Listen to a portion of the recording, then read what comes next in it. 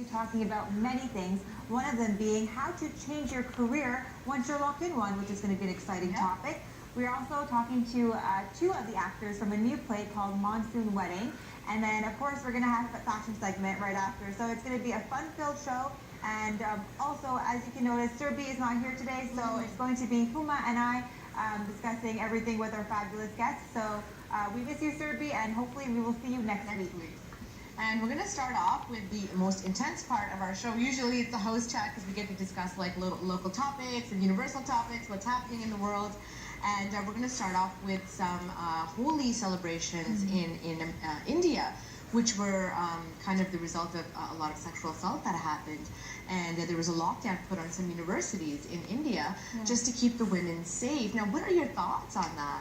I think, so for me, I actually had no idea that this is what happened in India during Holi. For me, you know, you have that Western mentality of Holi is when, you know, everyone's on the streets throwing colors at each other and it's a very fun-filled festivity.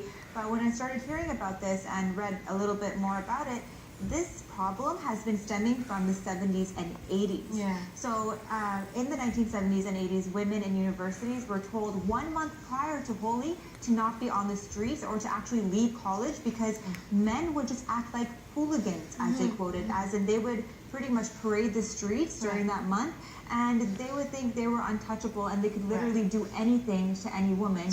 And because of Holi. And the problem I have with this, and universally I think again, it's, you know, we're always telling the women, you go hide, you lock yourselves up, the men are going to go crazy. And I think that a lot of predators and sexual assault victims are always, you know, made the victims in these cases, you know, and they're told, you know, you should cover up, you should hide, but no onus is put on the men who are misbehaving. This has been happening since the 70s, the 80s in India during Holi, which is supposed to be a happy event, but here we're not free from it in the West as well.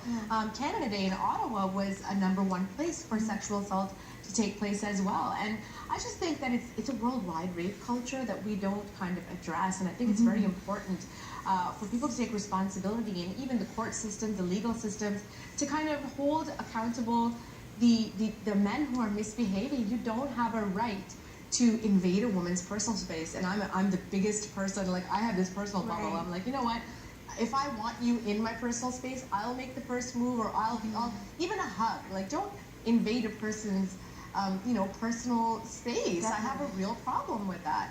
And I think this problem is exemplified, especially in mass gatherings. I know you mentioned Ottawa, and there was actually a study done through the Ottawa Hospital where Dr. Carrie Sample and her colleagues did a study on why there was a sudden increase of sexual harassment during mass gatherings. And through their study, it actually confirmed that there is an increased risk of sexual assault associated with events and mass gatherings. And now, we're talking about this in Canada during Canada Day or Halloween. Now, when we think about it on a grander scale, as in India, where the population is so much more than it is here, it is concerning. So for the women in Delhi, where the university said, you know, we're going to put a curfew, which was from Sunday at 9 p.m. till Monday at 6 p.m., it's kind of like, well, hiding the women isn't going to solve the problem. That's not what it's about. It's about the men that are taking advantage of these women. And I think the solution here is never, okay, let's just lock away the women. It's no, we should, as a society,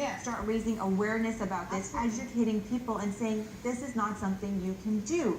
But once again, when you look at the situation in India and the population there, it becomes very difficult because even though there are police during the celebration, there's not enough people to help the problem. I just think, like, let's stop blaming the celebration, and let's stop blaming the gathering. You know, let's go to the root of the problem. Like, what kind of boys are we raising? What kind of people are we putting on this earth? I mean, some of the quotes here from the men in India at this Holi celebration, they were like, well, they want us to do it, but they're too shy to say it, or don't be offended, it's Holi. No, women don't want that. And for somebody to presume that we want you in our personal space, that we want you to touch us or violate us, absolutely not. I mean, nobody has the right to do that. And even in the legal system here, I mean, there was a rapist acquitted by a judge here in Canada who said that, you know, a woman can consent even though she's intoxicated.